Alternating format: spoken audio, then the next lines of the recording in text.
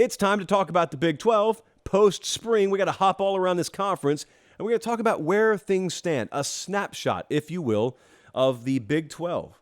Very entertaining conference last year. Think it'll be an equally entertaining conference this year. Everybody wants to start with OU and Texas, but I'm not going to do that. We got to practice because this time next year, they'll be gone. If it's not Oklahoma winning this conference, if it's not Texas, they're the two odds-on favorites. If it's not one of them, what will have happened? Well, you're looking at the odds if you're watching on YouTube. If you're not, Kansas State has the third best odds to win the conference. Texas Tech, all the way up there at 4. TCU is 5 and Baylor is 6. Iowa State, for the record, has plus 2,500 odds to win the conference. That's up from plus 6,000, and I promise that's not just my money. Although there's a sizable chunk of my wallet riding on Iowa State this year, and that is purely my heart betting, by the way. So don't take that as a prediction either. But outside of that, how would this happen? It doesn't even matter. The odds have hardly ever mattered recently when it comes to the Big 12. Baylor lost 4 offensive linemen. They're just going to make a run anyway? We'll see. So if it's not OU or Texas, here are some thoughts I have. Kansas State. Yeah, it could be them. They're only returning 52% of their defensive production, and that matters because as much attention as that quarterback situation got last year, they were tied for 16th in points per game allowed last year defensively. They were really good. I mean, I was up there and I saw them blank Oklahoma State, just body bagged Oklahoma State, and they ended up, winning the Big 12, which people kind of forget because all you think about is TCU, national title game, which means they must have won the conference. No, they did not. Chris Kleiman just got his contract extension, so there's that. Well, what about TCU? TCU went to the title game last year. Do they fall back to earth this year? Well, they could fall back to earth and go 10-2. But they have one stat that's going to stand out a lot, and you're not hearing it right now because it's May, but you will start to hear it more and more, and that is the number 118. They're 118th in returning production this year. So when you've got a team that went to the national title game and you don't return much at all of it, it's a new team. Doesn't mean they still can't be good, but they got to be good for different reasons. They are also playing 6, aside from themselves, the other 6 of the best odds teams in the Big 12. They play all of them. So it is not a soft schedule by Big 12 standards. Texas Tech, way out there in Lubbock, Texas. Texas Tech, you hear the drum beat, and it's going to get louder and louder. And I hate that I already know how this is going to go. People are going to come to the table in August, and they're just going to need a sleeper, and they're going to pick Texas Tech. And it doesn't matter that you and I were several months ahead of everyone else. All of a sudden, there they will be, sitting at the table with us. And we had the seats first, but whatever. If Tyler Shuck is their quarterback 1, I need to remind you that he is 8-0. Well, he's 5-0. Or he's 8-0 in his starts in 2022. When he was healthy last year, he was 5-0 in those starts. They brought in the Big 12's number 4 recruiting class. They have a lot going for them out there. They got the right head coach is what they did in Joey McGuire. So everybody's in love with him. Good vibes all around out there.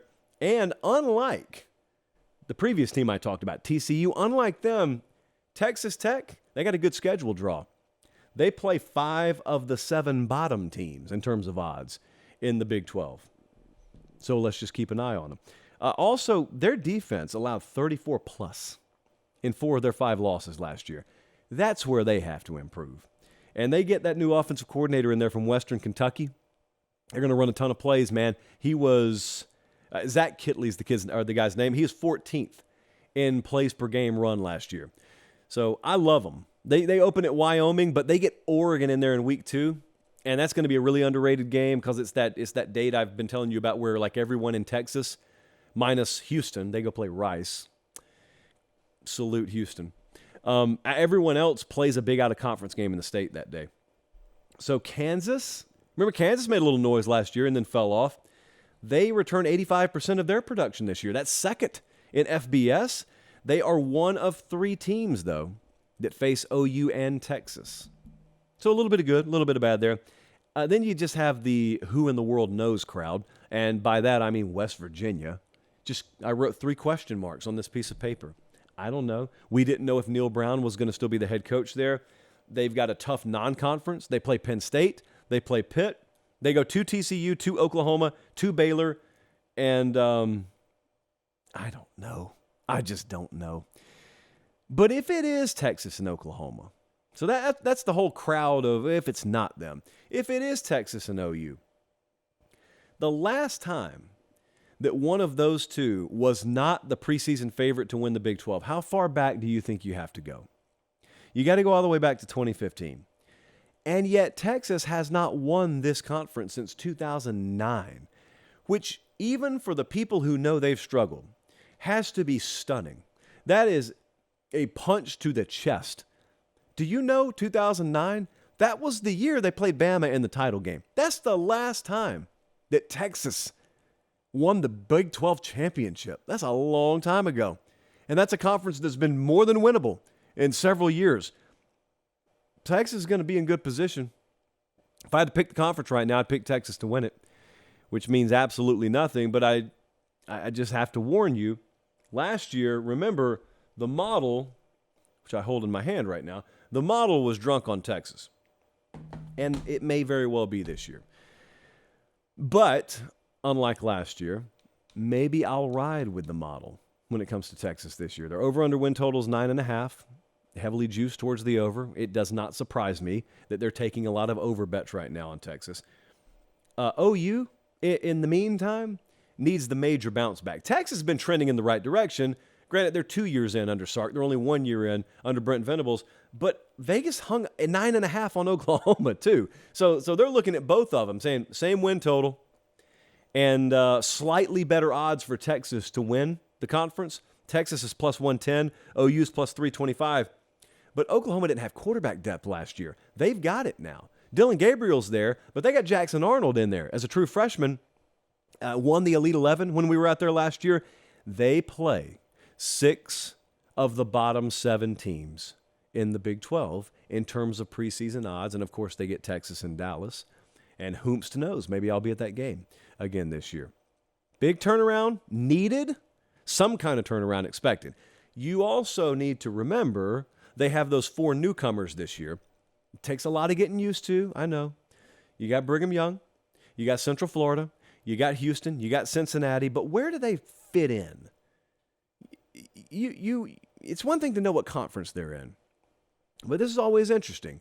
Like from the odds maker's perspective, how good are they compared to the rest of the conference? Where are they slotting them in? Well, I'll tell you.